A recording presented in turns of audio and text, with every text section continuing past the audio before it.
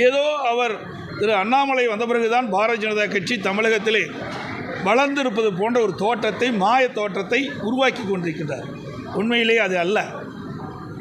2014 பாரதிய ஜனதா கட்சி அவர்களோடு பல்வேறு கட்சிகள் கூட்டணி அமைச்சு போட்டியிட்டன. இப்போ இருக்கின்ற 2024 பாரதிய ஜனதா தலைமையிலே அமைக்கப்பட்ட கூட்டணியில் அப்பொழுதும் பல கட்சிகள் இடம்பெற்றிருந்தன. 2014 பாரதிய ஜனதா கட்சி, பாட்டாளி மக்கள் கட்சி, தேமுதிக, புதிய நீதி கட்சி, மறுமலர்ச்சி திராவிட முன்னேற்ற கழகம், இன்னும் பல கட்சிகள்லாம்,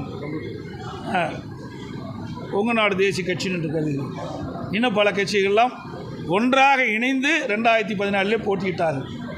அப்பொழுது கோவை நாடாளுமன்ற தொகுதியிலே மரியாதைக்குரிய இன்றைக்கு மேதக ஆளுநராக இருக்கின்ற